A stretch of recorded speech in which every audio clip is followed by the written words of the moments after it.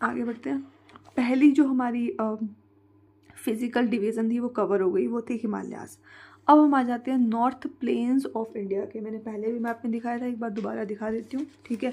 North planes कौन से वाला पोर्शन आ जाएगा आपका, ये वाला जो आपका यूपी, बिहार, थोड़ा सा पंजाब, थोड़ा सा हरियाणा, वेस्ट बंगाल, ये वाला पोर्शन आ जाता है, ठीक है। क्लियर, चलो। अब नॉर्थ प्लेन्स बनते कहाँ हैं यार? नॉर्थ प्लेन्स आपके शिवालिक के फुटप्रिंट्स पे बनते हैं। शिवालिक कौन सा वाला था आपका, जो सबसे नीचे वाला था बेसिकली, ठीक है। यहाँ देखो, सबसे ऊपर ट्रांस हिमालयाज था, then greater Himalayas, then lesser Himalaya, और सबसे नीचे शिवालिक हिमालयाज। इसके फुटप्रिंट्स पे, मतलब इसके कदमों पे बनते हैं हमारे प्लेन्स, ठीक है। ये ऐसे मान लो शिवालिक का पहाड़ है, यहाँ से नदियाँ बह के आ रही हैं, फिर नदियाँ यहाँ पे आके ना ज़मीन में चली जाती हैं, ठीक है। काफ़ी नदियाँ ज़मीन में चली जाती है, ऊपर पत्थर पत्थर दिखते हैं, ज़मीन के नीचे से पानी बह रहा होता है। फिर एक पॉइंट ऐसा आता है जहाँ पे नदियाँ फिर से ऊपर आ जाती हैं और फिर से बहने लगती है।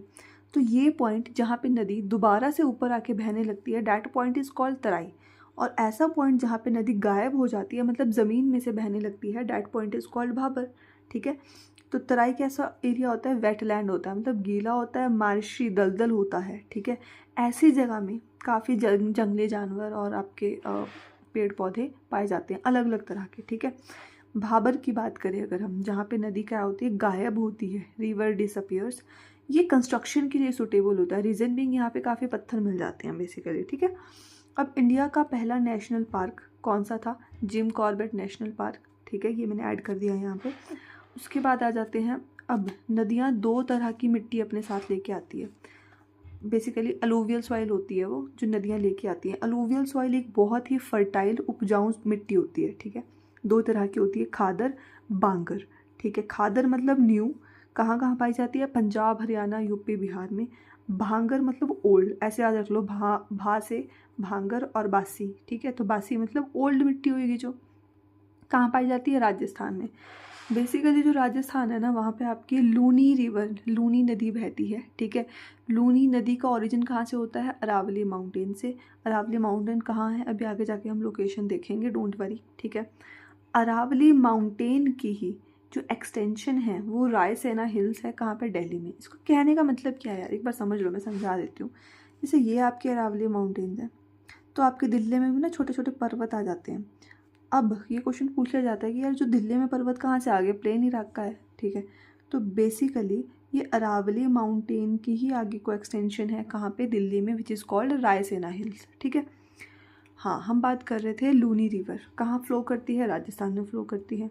अब ये लूनी रिवर एक लेक का निर्माण करती है, कौन सी लेक, सांबर लेक, ठीक है, याद रखना, सांबर लेक।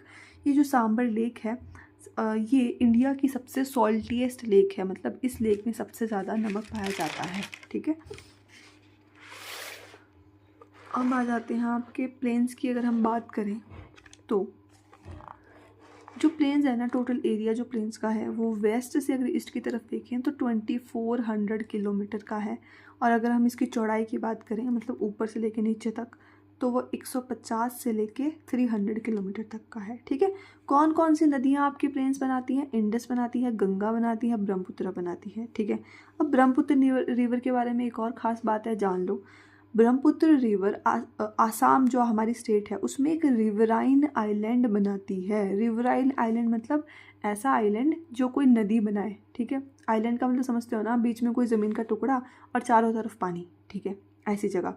उस रिवराइन आइलैंड का मतलब क्या है, मजूली आइलैंड, ठीक है। और ये वर्ल्ड का सबसे बड़ा रिवराइन आइलैंड है, ठीक है। क्लियर इतना।